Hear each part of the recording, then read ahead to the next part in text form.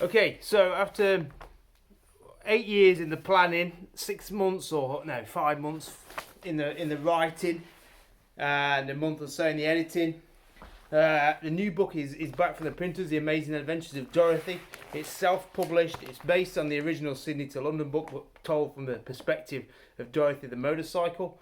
It's something I've wanted to do for a while, but never got the chance. So, thank God for coronavirus. The only upshot of a coronavirus is it allowed me to get this done. So, a man has just dropped off a pallet. He was very unhappy because he had to bring him on a pallet truck from the end of the street because he couldn't get outside the house. I've got Arthur here who's crying in anticipation. I'm on daddy daycare today, so I've got a dog and a baby and 1,000 books.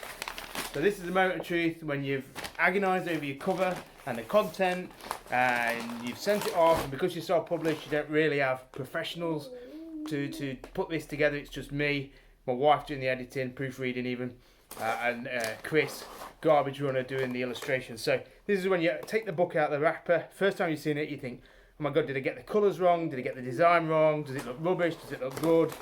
Is anybody going to buy it? Well, it feels nice. That's about it. That looks alright. That's alright, doesn't it? That looks alright.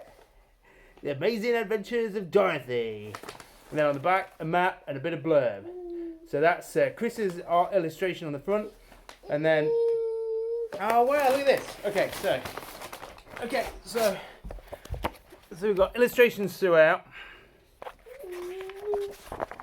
Such as, so Chris has basically did ink drawings throughout.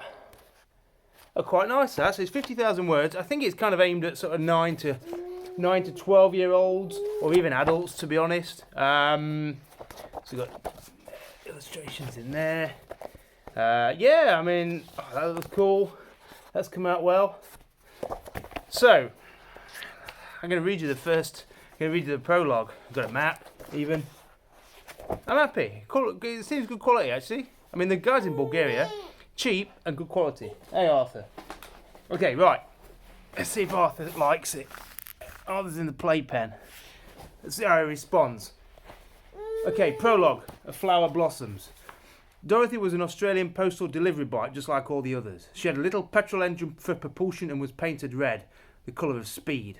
Dorothy worked in the Sydney suburb of Manly, delivering mail to the people who lived there. She liked her job, and in many ways, Dorothy was a happy little motorcycle. She had good friends and a nice way of life. Deep down, though, Dorothy always wondered if there was more to life than this, more to see, more to do. As beautiful as this little coastal town was, Dorothy felt quite constrained by her situation, in a sense, wanted to break free. Dorothy thought that day would never come, because this was her life, delivering letters and parcels to the residents of this East Coast Australian town. That, she accepted, was her fate. Then one day, quite out of the blue, Dorothy was summoned to the headquarters of the mail depot where she worked. What do you think? Alright? Captain Flack of the Australian Postal Delivery Corps, Dorothy's boss and mentor, wheeled Dorothy into the office and asked her to park up at his big brown desk, telling her that he needed to have a little chat. Dorothy, I have a job for you, said Captain Flack, his silky moustache and peaked captain's hat jiggling as he spoke. Captain Flack was a smart man, dressed in his usual military attire. He was portly and always carried a brown wooden cane. How can I be of service? I did practice my Dorothy voice. How can I be of service? Beamed Dorothy, her tiny little wheels and dainty orange pannier sacks belying her speed, determination and enthusiasm for delivering the mail. Dorothy was dutiful and had never taken a day off work or school, neither because she was sick nor because she couldn't be bothered to get out of bed. Nope, Dorothy was the most reliable postal bike on the fleet, and it was for this reason that Captain Flack wished to speak with her now. Dorothy, I want you to take this parcel to England. You like, no? Burped. Captain Flack placed a square parcel on the desk, about the size of a shoebox, wrapped in brown paper with a white string bow tied around it. To England? Dorothy spluttered, her headlight bulging at the thought of such a distance.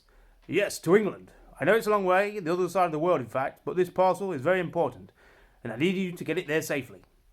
Why can't it go on an aeroplane like all the other long-distance parcels? Asked Dorothy quizzically. Because it can't. It must go by land. At altitude, its contents will be ruined. What's in the box? Asked Dorothy curiously. I can't tell you, Dorothy. Its contents are classified. But why me? Asked Dorothy, still puzzled. "Because, Dorothy, you're the most reliable motorcycle I know, and I wouldn't trust this with anyone else," said Captain Flack, his monocle clasped tightly to his right eye, the only remaining eye of the pair. Over the other eye, he wore a black leather patch. Am I dragging? Is it dragging already? Doesn't bode well. But ours is too young. He's only 9 months, so. Dorothy was humbled but also perplexed. She had always wanted to travel and explore. She just never thought she would ever get the chance. She thought it was something beyond her and accepted her place in the world. But at the same time, she was excited. An adventure bigger than she could ever imagine. Riding from Australia to England, across all those countries, mountains and deserts, over oceans and who knew where in between. What's in the parcel? Dorothy asked. Who is the parcel for? Dorothy asked. It's for the Majesty of the Queen. The Queen? Yes, the Queen, said Captain Flack calmly. Dorothy was a mix of emotions. As you can tell, this is a matter of great importance, Dorothy. Shall you do it? Spluttered Dorothy, looking nervously at the ceiling and then to the floor. I'd love to, but what, Dorothy? Captain Flack questioned. Nothing really, I suppose. Just the thought of it and missing my friends and family. And I'm frightened. I don't know if I can ride that far. Not on my own. I'm only a little motorcycle after all. I was always told to know my limits. Dorothy, I wouldn't have asked you if I didn't think you could do it.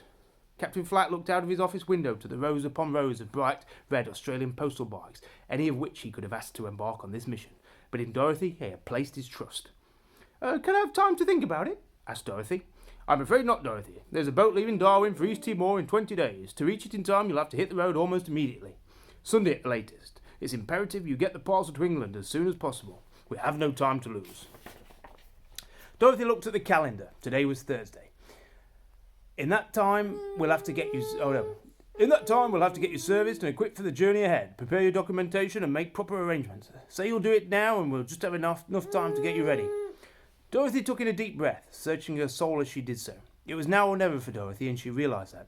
She either embarked on a great adventure, a chance to break free, or she decided not to, forever wondering what might have been. Dorothy trembled with the prospect of the journey that was about to follow. She doubted herself, always had done, but equally she had never shied away from a challenge. Okay, I'll do it. And that's where the adventure of Dorothy begins, with a parcel to deliver to the Queen of England from Australia. The Amazing Adventures of Dorothy. I think it's alright. I quite like it. There's bits in there that hopefully will, I think it's a kid's book, but then I think adults will read it because it's about adventure. It's about setting off, breaking free, overcoming obstacles, hurdles, discovering people, cultures, and things along the way. So it's kind of a first attempt at a children's book. So hey, let's see how it goes. You liked it, didn't you? No, I didn't really like it very much. All right, over and out. Cheers.